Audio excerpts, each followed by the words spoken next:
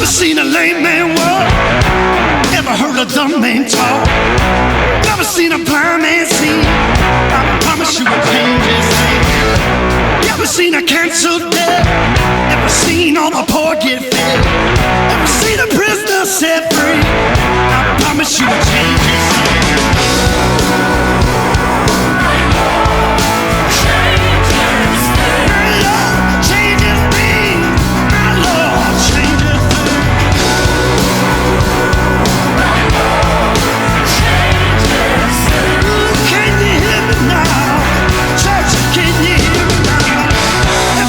Broken heart made whole. Never seen an orphan find a home. Never seen the weak find the strength. I promise you will change his name. Never seen the sick get healed. Never seen a mystery revealed. Never seen a death man raised. I promise you will change his name.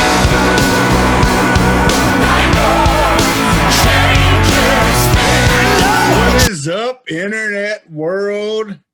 YouTube, Facebook, wherever else you're finding this on Instagram, whatever you found the link and you clicked on it and you're listening to two goofballs like us. Just living the dream. Awesome. Living the dream. Living the dream. And you're the awesomest person in the world if you're listening to this right now, because exactly, this podcast will make all your wildest dreams come true. All your wildest dreams come true. I'm Bigger T. I'm always here each week with my boy, Big C, Clint Clark. How in the wide world of sports are you, buddy? Man, what a week. What a week, you know. A lot happening in the Razorback world, which we're going to get to. And before this podcast is over, we will address the elephant in the room of Mike Woods. Yeah, but we're saving that. We got other important things to talk about. Other shows leading with it, not us. That's the drama for the other mamas. We're gonna, not these mamas. Yeah, and we got and me and Travis interesting takes to it. So you know, from a former football player, well, if you want to call me that, from a former college football player, who can relate as a walk on, and then as just the pure fan that I am now and how I feel about it. So we can look at a few different perspectives on that. And Big T, I see you're no longer a refugee. It looks like you're out of the bondage of wilderness and you're back to humble abode. Back at home base. I didn't have to borrow internet. First world problems, having to borrow internet. I felt like I was walking in. Can I have a cup of sugar? Have a cup of sugar? Can I have a cup of internet? Can I borrow your internet? I feel like half the junior high kids that come into my youth group. What's the Wi-Fi password? What's the Wi-Fi? No, you don't get the Wi-Fi password, stupid kid. You're gonna watch dumb YouTube videos of people playing video games. Did you know that's a thing, Clint? Did you know that's a thing? What, watching other people play on YouTube videos? You watch videos on YouTube of other people playing video games. No, I did know that. My son loves doing it. I've got a 9-year-old, and that's when we were coming up, we're playing the NBA Jam tournament. Remember those? Yeah. We get on NBA Jams, we play a tournament, right? Right. Were we sitting there watching the other people play? No, I was waiting on them turn. We were outside playing basketball ourselves with a real hoop, and then be like, Clint, it's your turn. We'd come in and play NBA Jams. So, okay. We didn't even watch them when we were live. In no way did we talk about this beforehand, because as we say, no one does less research for a podcast than me and Travis. That's right. Best player you've ever played against on NBA Jams, because there's a name that comes to my mind like that. Played against? Yeah, in NBA Jams.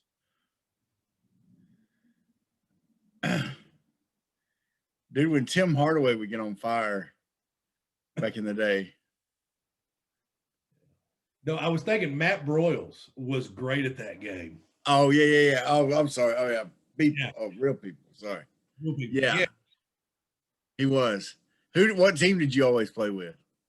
God, you know what? I would be goofy. I can't remember his name. I'm totally brain farting his name, but he was that like 7'6" white guy that went to BYU. John Bradley. John Bradley. I Utah.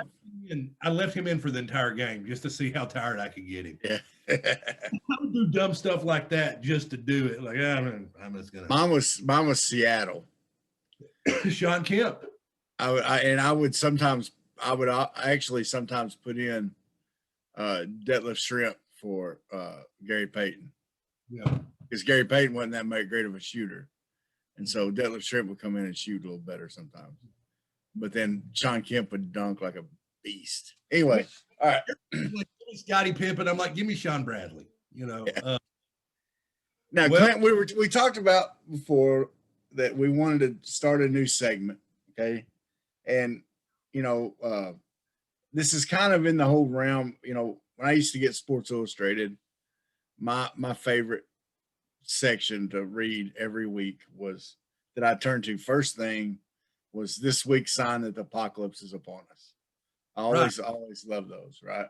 And I think me and you talked about it. You did too. So we were kind of like, okay, what's something like that we could do? And we thought, we both love Chris Farley. So what better than the Holy Shnikes moment, right? And you have a Holy Shnikes moment. I do. That happened to you that kind of deals with a couple of podcasts earlier. Yeah, I do. And I want to actually, want to, chase a rabbit here, but it's kind of it's in the fence. The Gotcha. Rabbit's out. Gotcha. So I posted this as a Facebook status a long time ago. Is literally think of every Kevin James movie. I now pronounce you Chuck and Larry. Here Comes the Boom, The Zookeeper, Grown Ups, that stupid one with Will Smith where he was trying to marry the hot girl and Will Smith. Hitch. Yeah. All those movies. Now you take Kevin Smith out of that movie and insert Chris Farley into that movie. The movie is just got 10 times better. Yeah. I mean, especially Here Comes the Boom. Could you imagine Chris Farley as an MMA fighter? Yeah. But I digress. But so as we talked about, I got in trouble a few podcasts ago for calling Tom Clark cheap. And what do you mean I'm cheap? And he's all grumpy and like, argh. And then I said, my brother's the cheapest man alive. My brother used to get me the worst Christmas presents. So I just got tired of getting bad Christmas presents from him. So like for 6 years straight, what did I buy him, Travis? Do you remember? I don't remember. I bought him a Patriots hat. Oh, okay. That's right. I would like, here's a pay. And like, he was like, man, why do you keep giving me Patriots hats? Because you're spending $2 on me on Christmas. Got me an Ole Miss like pennant. I'm like, I don't even like Ole Miss. I mean, that was his present. But so my plans got canceled for my vacation, and he was like, I was going to sell my tickets to the Wednesday Razorback game, and he was going to buy them, and I was like, well, how much you going to give me for them? And he's like, I'll give you face value, and I'm like, what? Because I'd already put them on StubHub and I was selling them for below face value. So I was like, nah, I've got them on there for 10. Give me 10 a ticket. We'll call it square. But that's maybe the Holy Shnikes moment of 2021 that Paul Clark actually, did not try to rip me off. Wow. Paid you what you were asking, huh? Yep, he did. He paid me. He was actually offering me over what I was asking. And I said, no, I'm going to take less money. Now, how are you doing? We started, and I paid you a compliment. This goes into my Holy Shnikes moment. Oh, well, I apologize. I have a Holy Shnikes moment too. It goes with the whole, so yeah, we got a bet. Okay, I got to lose 100 pounds in a year. If I lose 100 pounds in a year, Clint has to get this booty covered by Hometown Roofing, which is our sponsor, even though they don't pay us anything. Robert Branscombe, that guy right there, he'll come check your roof out, see if you got damage, see if he can work it to where you don't have to pay anything sometimes. Yep. Just what your insurance pays. It's a good deal. Anyway, and Robert's a good guy. He hangs out with us. But Clint picks on him. I try to play mediator, keep them from fighting as much. But then I laugh a lot when they fight. So if I get some giggles out of the deal, you really can't lose in this situation. I can't lose. That's right. But anyway, so that's we got our bet, right? Clint's got to get the tattoo. And so things have been going good, and I'm not taking it I'm not doing extreme dieting. Okay. What I'm doing is I'm just trying to make better choices every time I go, everything I do. And and just not eat as much for sure. Okay. And when I'm talking about, I am cutting back a lot on what I'm not on what I'm eating. Okay. So there's a lot of days where, I'll just eat one meal in a Cliff Bar, and that'll be my full day's ration of food. Now that one meal may not be the,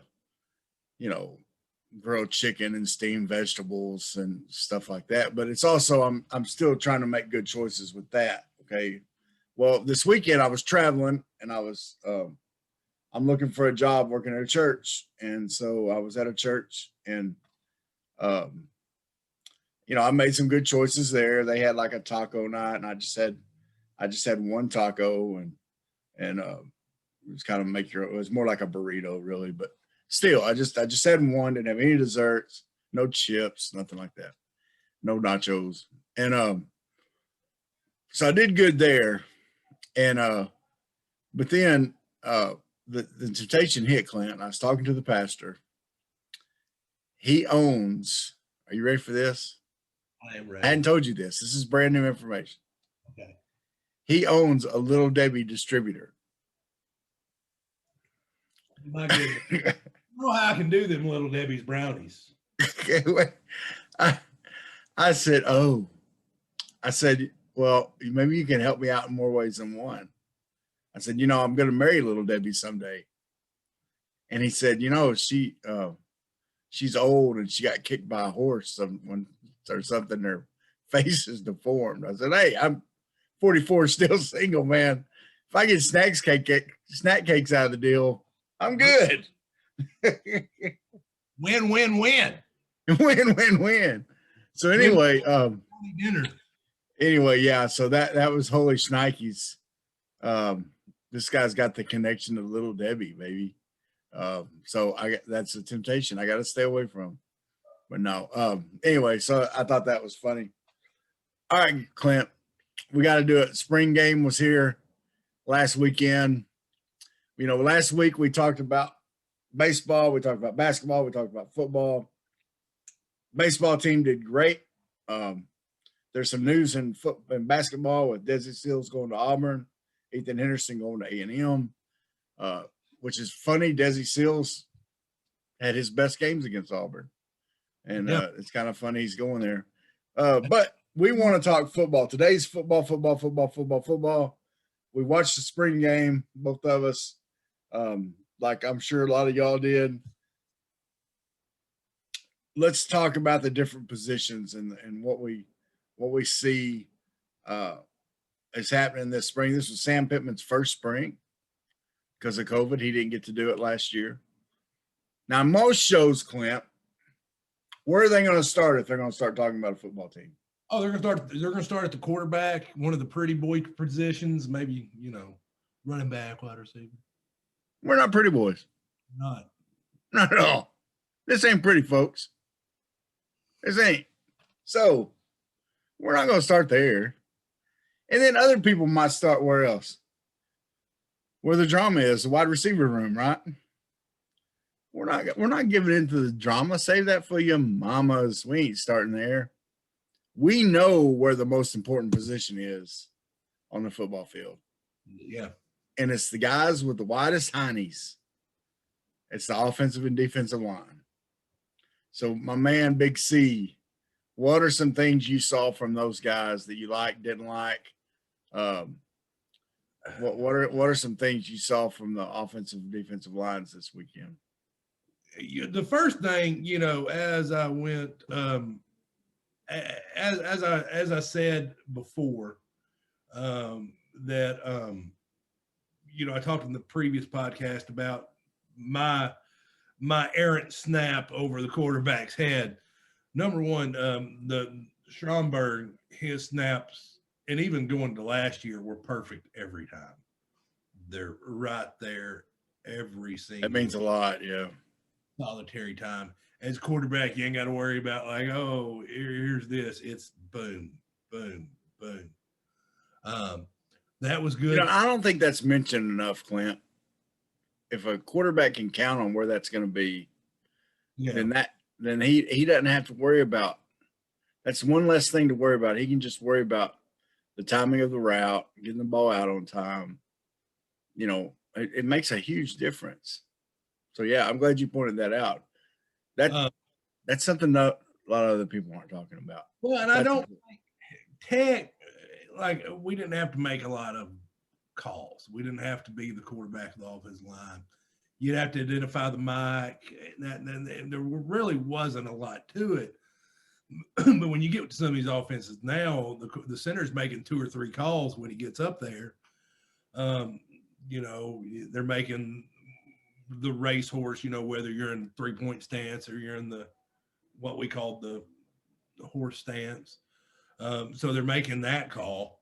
But in the RPO offense, yeah, if the ball's not where it's supposed to be, when it's supposed to be in the right spot, then it makes for a lot of more chances for mess ups with that either handoff or fake handoff for that option of that running back that's going to be coming across in just a second after he gets the ball. The quarterback gets the ball. And it wasn't just Stromberg. All the centers were perfect. And the one thing that I know me and you, when we kind of were talking a little bit beforehand, I thought their pass protection was great. I thought pass protection went really well, even going to the second and third strings, because the first half you got to see the first stringers. Second half you saw a little bit of first stringers mixed in with a lot of second, third, fourth teamers. So you saw a lot of that. But even the second and the third team centers were getting that ball right there.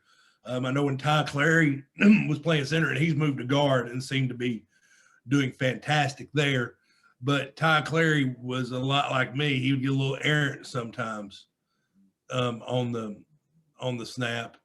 But he is the guy that had the with Chad Morris and them had him doing those rainbow snaps. Yeah, with the end of the ball and it was rainbowing back. Looked like a slow pitch softball going back to the quarterback. See, because I always liked the ball turn when I would shotgun snap. I liked the ball turn where I could get my hand on the thread. I was brain farting on what to call it, but the laces. I like to get my hand on the laces and then snap it.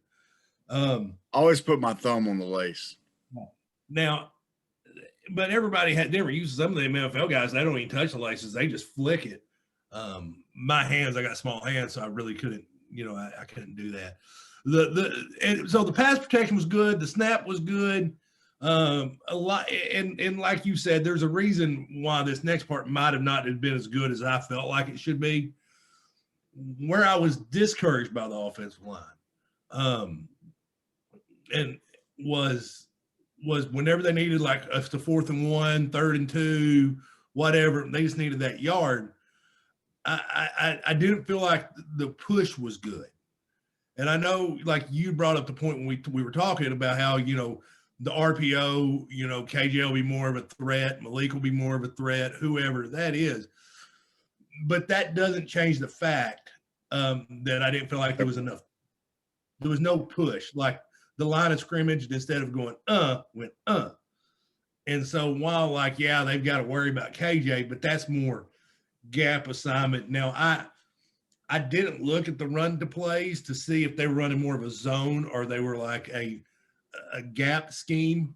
And for those of you that's not real sure, a gap scheme is like they'll say, okay, we're calling 22, 21. And what that basically means usually is they're counting the 2 is usually the fullback, right? It's been so long since I've ran one of these. Depends on the system, but yeah. Yeah. They'll hand it to the whatever back is 2, and then he'll run through the 1 hole. They're told him where to run. Where Tech, I know we had a couple of different ones. We had 42, 43, 49-48. On 42, you would take a step to the right, I believe, and then you'd go upfield. And then as on the running back to look and read to see where the hole was. So he could have done, and then 43, you almost like pulled 3 steps down the line. First holding call I ever got called on me was on a 49 because I ran and the dude had beat me across the face. And it was like a 4th and 1. And so I'm like, well, he's going to tackle the running back. So I fell down and just hooked his legs out from under him. And but I was like, well, we got a better shots at 4th and 11 than we do, first down the other way. And so I tripped him, and I saw that all I saw was a yellow flag come at me. Well, and they were doing mostly zone. Yeah. And what zone does is zone really just lets the offensive line react to the defense. If a defensive end's coming upfield, the tackle can let him go ahead and come upfield, and then the running back can just cut behind that. It makes the defense have to stay true to their gap protection. So we were running mostly zone plays, and the RPO is usually zone on the backside, especially. So yeah, it was mostly zone, but I agree with you. There probably wasn't enough push. The running game's going to be different whenever, Saturday they wasn't doing any quarterback runs, all right, KJ, keep it on this play. He kept it, because the quarterback was, and the way they were doing it, the quarterback just had to be touched. They were wearing the anthracite jerseys, and they just had to be touched, and then they were down wherever they were touched. So any sacks you saw on the stat line probably wouldn't have been a real sack in a real game. Yeah. So, no, a couple of them have been. And so to segue to the next group, we talked about the defensive line. What I was pleased about the defensive line was exactly what we're talking about. It's like the opposite. The lack of a pass rush concerned me, and they were running a lot of 4-man front. It wasn't like last year where they were running the 3-man front and like, we're just going to keep everything in front of us. Yeah. And so, but now I was really pleased with the way they did on the run blocking. Our run defense. I really felt like they were controlling the edges better than they were at times last year. I know they definitely need more depth on the defensive line. I don't think it's probably our most shallow position. So what does Barry Odom do? Does he start tinkering more with now that I'm sure we're going to get in the secondary in a minute, but the secondary is going to be a strength. So you're going to have a really good secondary next year. You got, your boy Catalan back and real quick on the D line before we go to the secondary. I think there's some bodies there. Okay. There's some guys. I'm going to give you a name to watch. I just have a feeling about him. Okay. It's Torian Carter. He's a defensive tackle. They're seeing some good things out of him in practice. Some of the media is seeing some good things out of him. Watch out for him to be the Marshall replacement, to be that guy in the middle. But yeah, that's definitely going to be the tough part. It's going to be by committee for sure. Yeah. And they need some of those defensive ends to really, but you got a Zach Williams who's trying to get up to 275 to play, and he's kept a lot of his speed. You got a Soley who needs to step it up. You got Gregory. You got some other guys that, but another group. Let's go ahead and talk about the D-backs. Me and you talked about like who our hog heroes are on this team. And mine's Catalan, man. Mm-hmm. I think Jalen Catalan. My bold prediction: Jalen Catalan next to only. It's the best safety we'll ever see at Arkansas next to Steve Atwater. I think Can't Catalan. rank him above an All-Pro. I mean, Well, a Hall of Famer in Steve Atwater. um, I think he's better than Ken Hamlin. I think he's better than Kenoa Kennedy. He's a at this point in damn good. his career, yes. And Chad Morris couldn't get him on the field. Go figure that one out. He couldn't figure that one out. Yeah. There's a lot Chad Morris couldn't figure out. But no, Catalan's phenomenal. They played like Miles Slusher, who they recruited as safety. They played him a lot at cornerback. Clark did good. I'm Bray Farmer's first. Yeah, so and they're the wide receivers, they did get beat on them 2 deep balls, which they said even Pitt was like, that was missed assignments. We can get that fixed. But yeah, on that first one, I'm trying to remember. Well, I guess there's 2 different ones. Both of them were just the guys in the zone transferring responsibility. One of them, the safety, got caught up too close, and it just went over the top of him. I think that was Blair. And then the other one was corner went up to cover the near zone, and the safety didn't pick up quick enough. Those were communication errors, really, more than anything. And you could tell in the post-game press conference that Pittman has absolute faith in Sam Carter, has absolute faith in Barry Odom. But you got Carter coaching the corners, Odom coaching the safeties. He's like, they'll get that fixed. Because I'm not too worried about that. Yeah, exactly. And that's what gives me a warm fuzzy about it. Is Pittman was in real talk, upset. real talk. In what game next year will they face a better wide receiver combination than they just faced in the first half of that spring game? They won't. I mean, Treylon Burks and Mike Woods are probably 2 of the top 10 wide receivers in the SEC. I mean, it is what it is. I would say Burks is either, especially with Pickens being out, he's probably number 1. I think he's the best receiver in the SEC. Yeah. So I was pleased. A couple blown assignments, but you're really pleased. And then so that leaves linebacker on defense. I think they know what they have at linebacker. You got Bumper Pool. You have Grant Morgan. And I talk about my senior year at Arkansas Tech when we won the championship. So, I talk about like it's the greatest time of my life because it was, but, the reality is I was a bench warmer. So, but that doesn't mean I didn't have a good time. I was there. But the thing about that, my senior at Tech, is you had Chris Eastburn, who I think was the undisputed leader of that team. We had one of them games we were playing like crap, and Mullins just like, I don't even know what to say to you guys. And he walked off, but he did that because he knew that we needed to hear from the senior leader. And Chris Eastburn stepped up and was like, hold up. And then got us together, and we went out there and won the second half. You see that in Grant Morgan. Yeah. And that's the big thing is, that Grant Morgan is going to hold you accountable, that you're not going to be able to, and you can see, when it came time to break them down, you have Jamil Walker out there kind of with them. And by the way, we touched on this a little bit last week.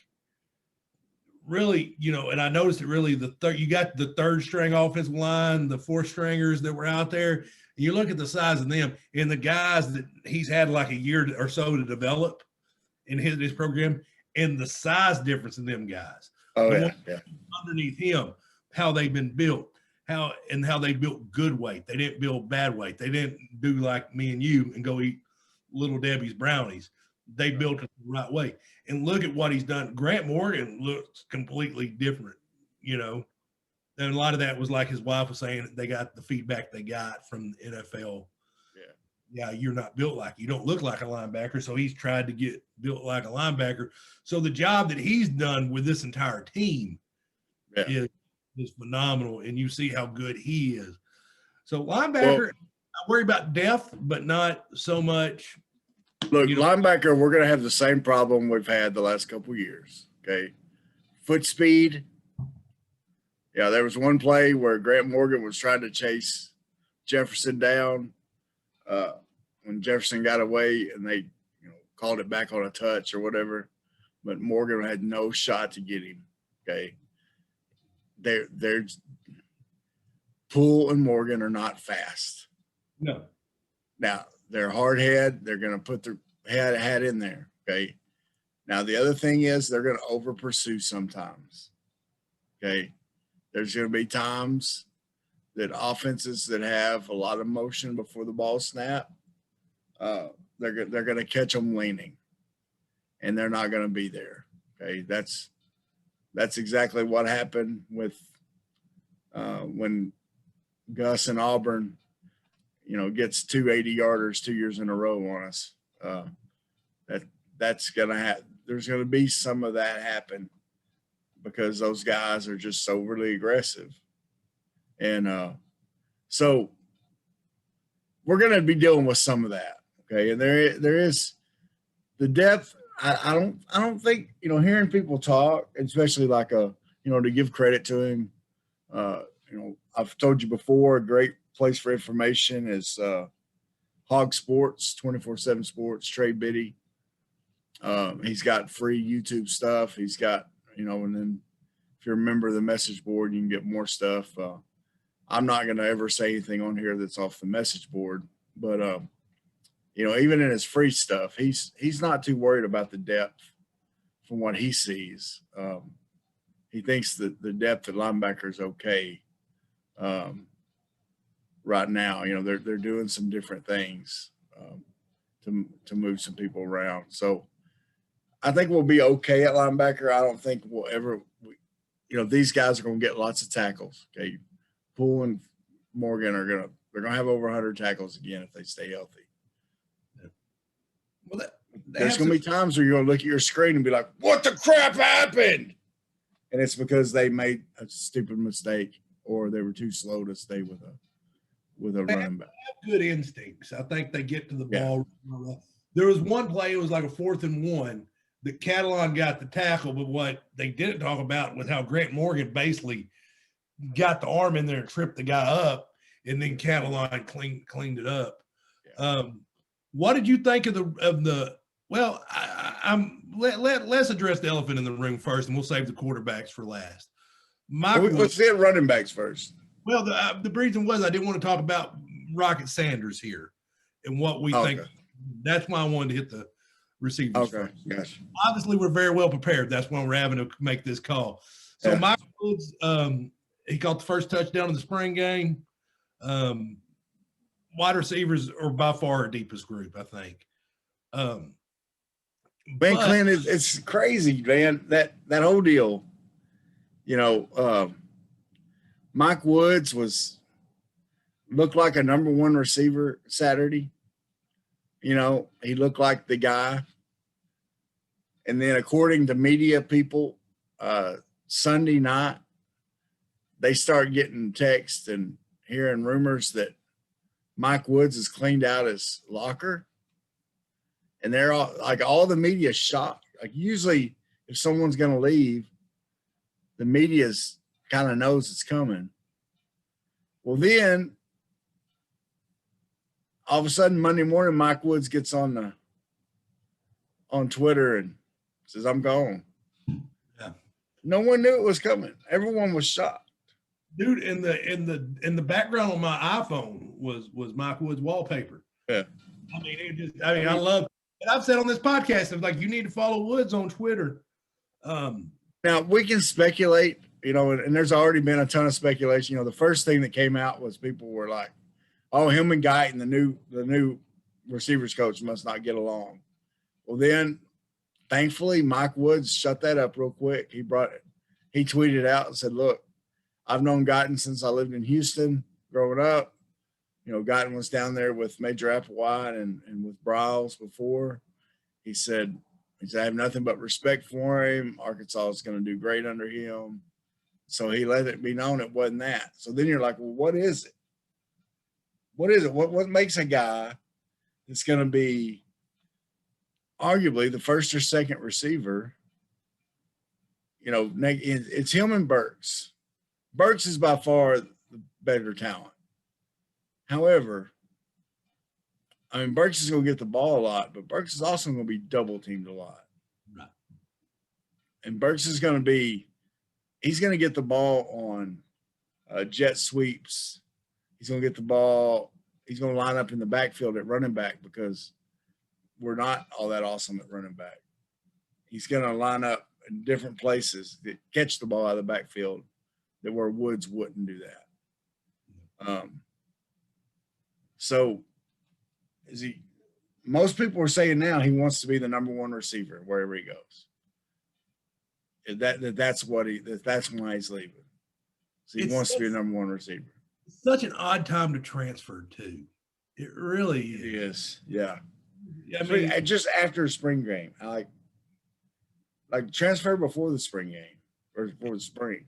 And me and you had a conversation yesterday that I'll rehash. That when I played at Tech, kids would quit all the time. We didn't have the transfer portal, but you'd have kids come in and quit, and it wasn't like other coaches were coming after us. Like, okay, this D2 athlete quit. Who cares? But you'd think they were quitters, and this isn't that. You don't know why he left. At least he finished the spring and he got through it. But he was. There's one person that knows what happened, and that's Mike Woods. That's right.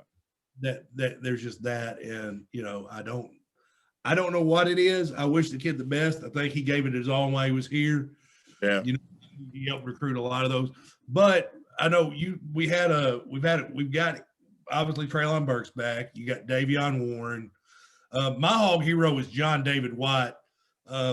And any little wide receiver that does good, you have to compare them to Wes Welker, and that's a federal law. Right. But he is, it's that we said we had a 4-star transfer coming in from somewhere. And Wesley, this morning we were talking, thought I was on drugs because I said, no, we got a 4-star transfer from Florida State. He goes, no, that's Quincy McAdoo, the high school kid. I'm like, no. But Arkansas does have a former Florida State wide receiver, Warren Thompson, transferring in. So they have depth there. And I'm not saying that these guys are better than Mike Woods. You got to get these guys in, hope that it's better than what you have.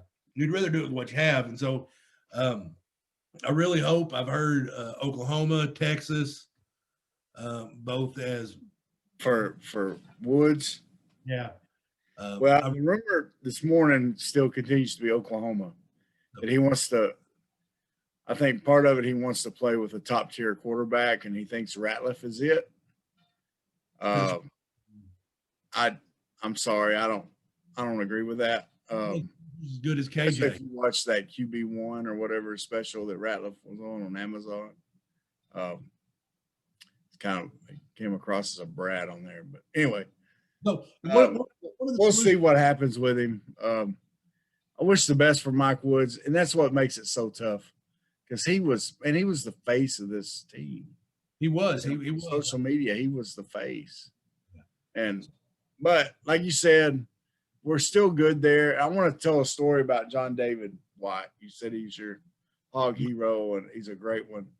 I was talking to a friend of mine, Adam Sandifer, yesterday, and he said he heard whenever John David and Hunter, or sorry, not Hunter Henry, Hudson Henry had committed to the Razorbacks, that they were being interviewed on the Buzz, I believe, on the radio.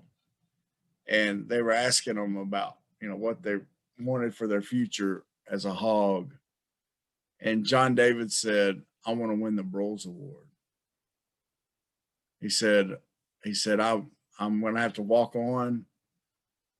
I know what it means to win that, what it would mean to win that award and what Broyles stood for, Burlsworth Award, not Broyles Award, the Burlsworth Award for the best walk-on in the country.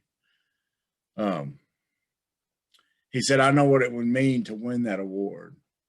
And that's one of the things that we love about Grant Morgan, because he's been up for it and denied it the last 2 years, and that's one of the reasons he came back, because he wants to win that award.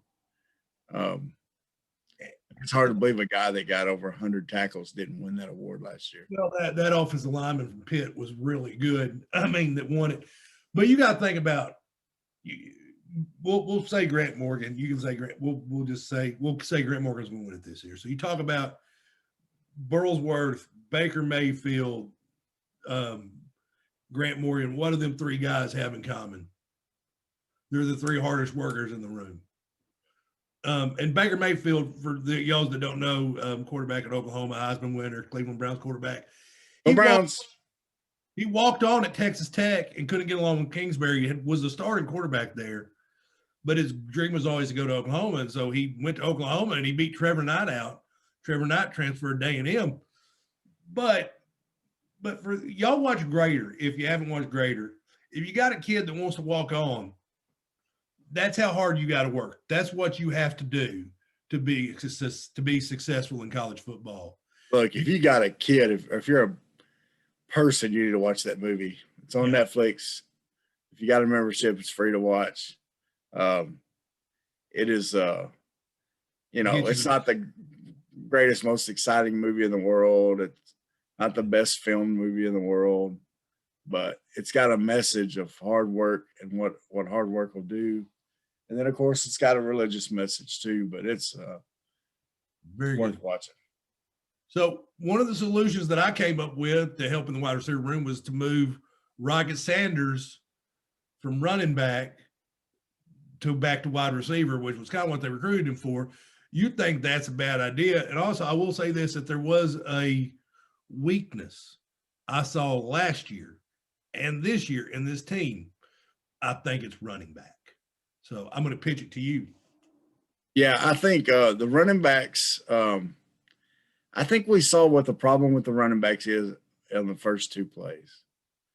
The first play, Traylon Smith made a great run, nice little run, right, on the RPO play. Next play, almost the exact same play. He runs straight at the tacklers, where he has – I watched it again last night, and there was – I think Grant Morgan was coming over, and the cutback might have been a little harder than it looked like on the video. But there was space for him to cut the ball back. And that, once again, that's not reading his zone blocking very well. And that's where we're going to struggle. That's where our running backs struggle a lot. Sometimes they just don't read those cutbacks very good. We just don't have those guys. But I'll tell you, I was impressed with Dominique Johnson. Did you watch him run? I did not. That guy reminds me of Jonathan Williams. Okay. The way he runs. And here's a couple of reasons why. Okay. I'm not going to say he's going to be as good as Jonathan Williams. But if you remember, Jonathan Williams got a lot of yardage running backwards. Yeah. He would hit and put his back to the defender and just keep pushing. And Dominique Johnson did that a couple of times in the game the other day. I think he's going to be a guy that's going to get the ball some. And I think the coaches believe that. But I think the fact that he's the only kind of big guy is what's going to keep Sanders in the running back room. That's what you were saying, that you felt like they needed another big back, and that's what's going to keep them there. Dominique Johnson and Sanders are the only ones over 200 pounds we got, I believe. I haven't looked at the roster closely, but I'm pretty sure they're the only ones, or at least that are really getting considered playing time. You know, we do have A.J. Green coming in. The freshman's going to come in, and he's going to be a good little running back, but he's, you know, it'd be tough for him to get, you know, a lot of playing time right away. I'll tell you, Clint, one of the ones that's, I just don't know, it's T.J. Hammond. I watched this kid coming out of high school. I watched his highlight reel, and he's playing for Pulaski Robinson, and he's making runs, and I'm like, this is a smaller version, less strong, less power, more speed wise. Well, or more like him in the speed wise. He doesn't have more speed than him, but a smaller, less strong version of Darren McFadden, the way he ran in high school. Okay, that's what I was seeing. He runs straight up. He'd hit the hole quick. He was a one-cut guy. He wasn't gonna. He didn't do a lot of fancy jumping around. He just like one cut and he's gone. And he could power you a little bit, but he wasn't near as strong as, he didn't have the stiff arm like McFadden did. Some of that. But man, just something about him, and then watching the spring game, he had some good runs at the spring game. But then he had that fumble, which wasn't a fumble, we don't know. He ends up with the ball, but the refs didn't want him fighting for the ball. And so that's typical Arkansas football right there. You come out with it's still LSU ball. Yeah. But the refs were just making a quick call with it. Yeah. He comes out, he gets mad, and he's mad over there on the sideline and griping and complaining about it, over on the sideline. Okay, I understand that a little bit, right? But then he fumbles again later, and it's obviously his fault. And he's griping and complaining on the sideline again. There's got to be some kind of something that is kept. This is the third coach that he is not getting. Everybody's like, he's that guy that all these reporters are like, why isn't TJ Hammond playing more? Why isn't TJ Hammond playing more? Why isn't TJ Hammond playing more?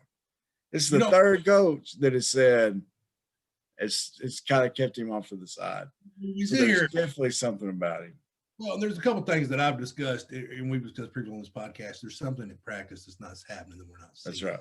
And I think you saw what's happening during the spring game and didn't even realize it. Why did I say we sit here in the podcast? My biggest problem was lack of consistency. Mm-hmm. And obviously he's not consistent. You're going to want to put the guy. You don't want to put Clint Clark in there and see if he's going to snap the ball over quarterback head, or maybe he'll do a good snap. But then again, maybe he won't. We don't know.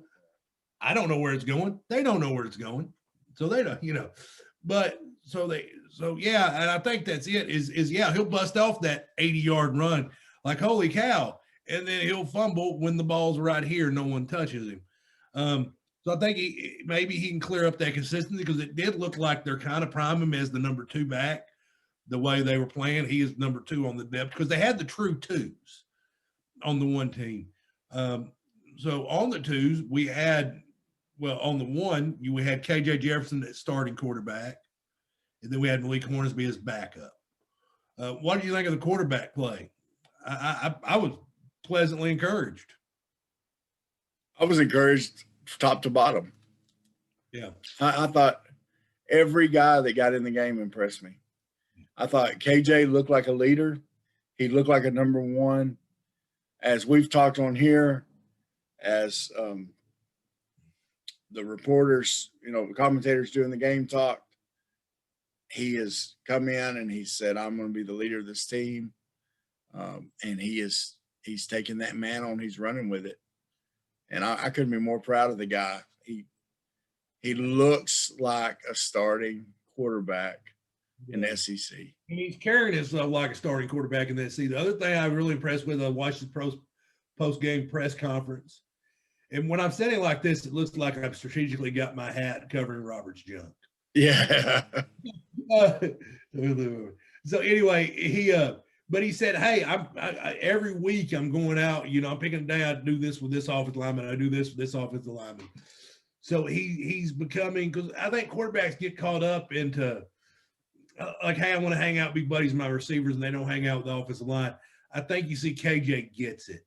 He gets it. He's going to go hang out with Stromberg, with Cunningham, Clary, all them guys. And the other things, we got to get to wrapping this up. The other thing that me and Travis have talked a lot about is, I think the biggest difference in this team in the past is it starts at the top. It starts with Sam Pittman. You can tell by the way Pittman carries himself. I told you, I can only think of one coach in the SEC that carries himself with more swagger. More, I know this. I'm a good coach. I know I'm a good coach. All my players know I'm a good coach. Is Nick Saban's the only one I think of that carries themselves with the swagger. And I'm not saying Pittman's in the same city, same zip code as Saban. That's not what I'm saying. I'm saying He's got a long way to prove himself, but yeah. To prove himself. But I think he's willing to do it. I think Pittman's the hardest worker in the room. And I think the kids see it. When kids see that their leader's working hard, they want to work hard. And I think we see that. And I think he holds assistant coaches accountable. He holds that. He, at one point, I don't know who the player was. It's on the spring game. It's on film.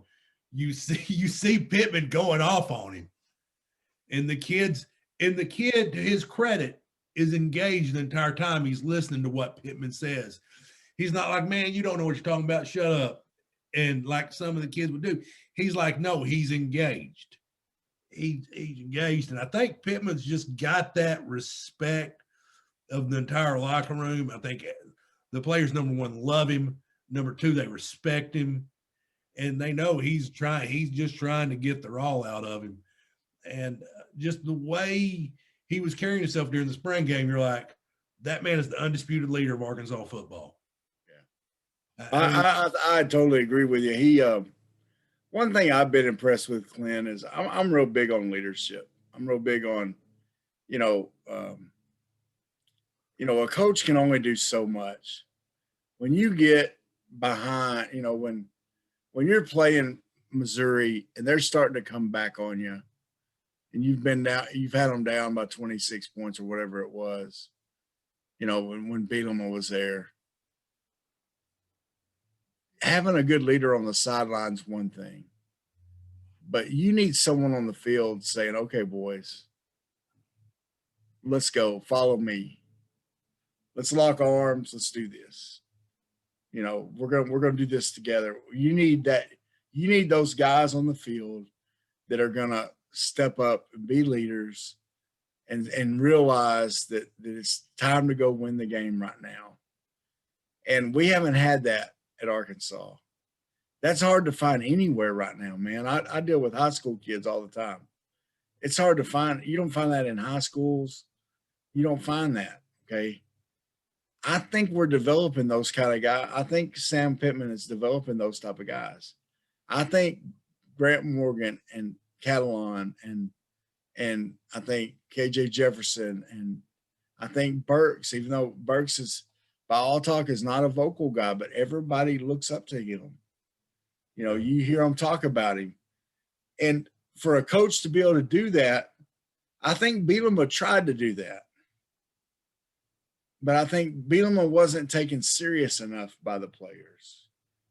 When it came down to it, I think you saw that when you see two of our captains at the Music City Bowl. You see Sprinkle stealing from Belk, and you see the other Morgan brother spitting in someone's face, in the middle of the game, knowing dang well he's about to get kicked out of the game for that. That wasn't true leadership. That was a guy wanting to be a leader, call himself a leader, wanting to have a C on his chest, but that wasn't really willing to sacrifice for the team to be a leader. And man, respect. If you hear any of those D-backs talking, they talk about watching film with Jalen Catalan. Jalen Catalan has personally sit down with almost all those D-backs and watched film with him. He's a true junior. As a sophomore last year, I heard him in press conferences. Well, me and Catalan have been watching a lot of film together. Me and Catalan, they bring in, Brown in, Buster Brown in to talk about him, Hudson Clark. Yeah, well, me and Catalan have been watching a lot of film together. Gregory, me and Catalan. And he's one of the best players on the field. And I think Pittman is fostering that somehow. He's giving these guys ownership yet, like you said, he's able to get in a guy's face, ring him out a little bit, like a coach needs to sometimes, and still have the respect for him. And man, that's hard to find. It's hard to find coaches that can do both. And somehow Saban's able to do that. Somehow there's been some other coaches that have been able to do that. I think Nutt was able to do that. I think Nutt got walked over some.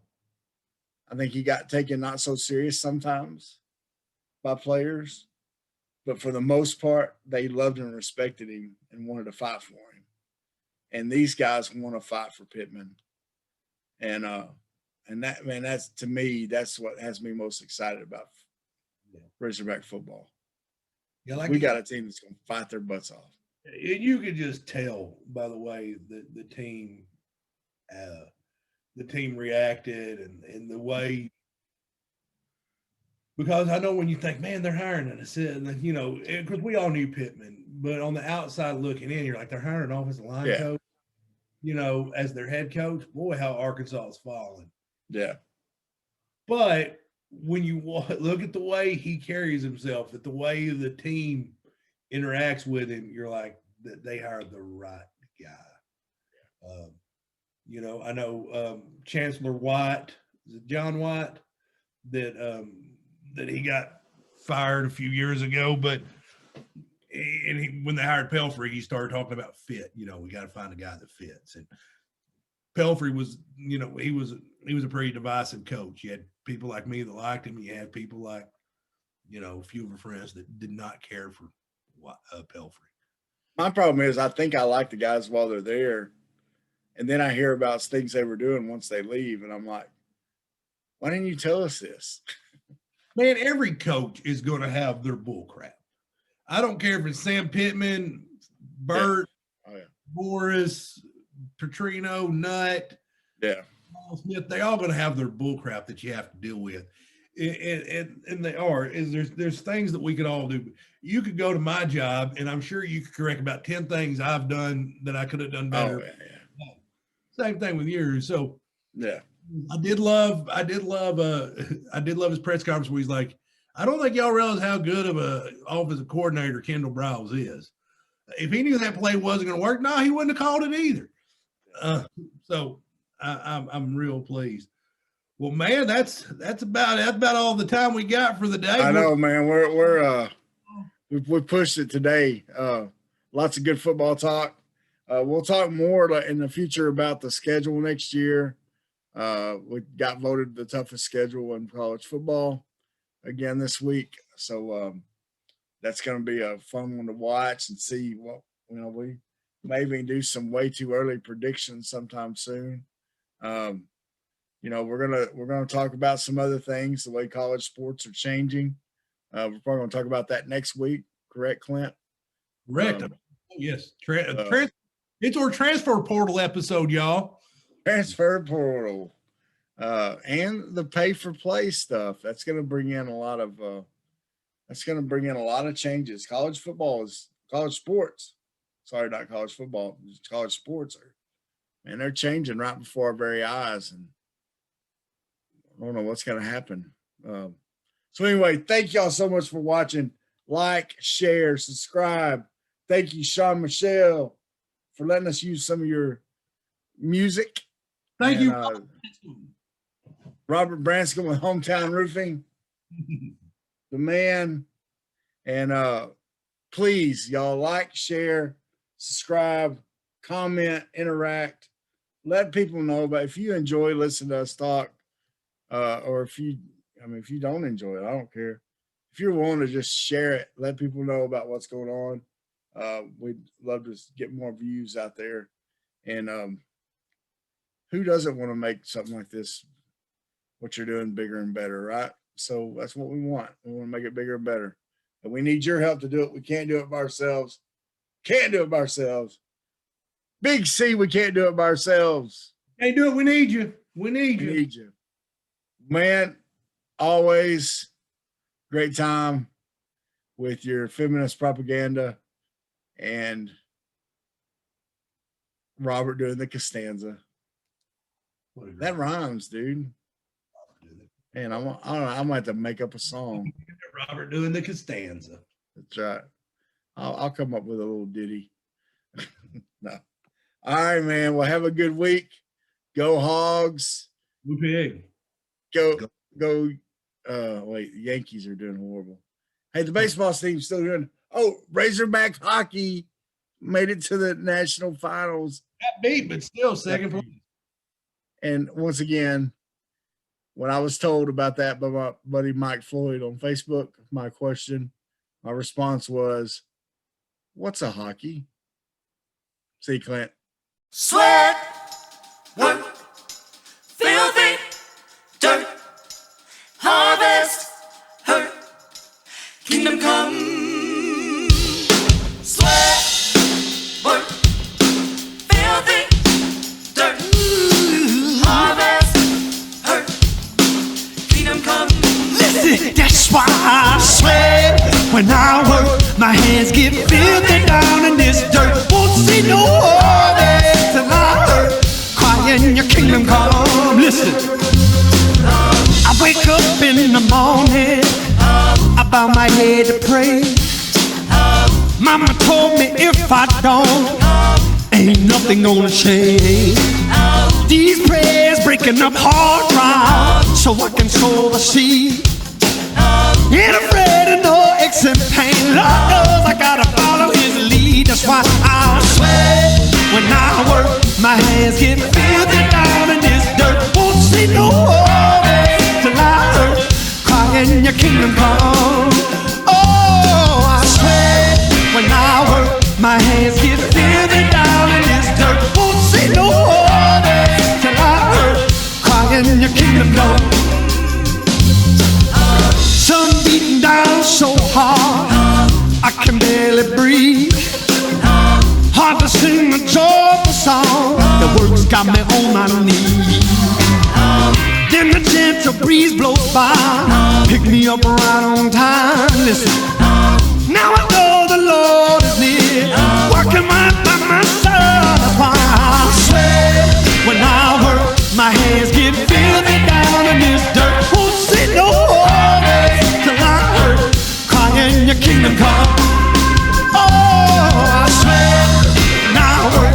My hands get filthy down in this dirt. Won't see no harvest till I hurt. Crying your kingdom come. All right. Another day down, the work is done. I wonder what it's all worth. The pain of plowing all this ground, every bone in my body hurts. I pray, Lord, I can sleep in peace, and that should ease my mind.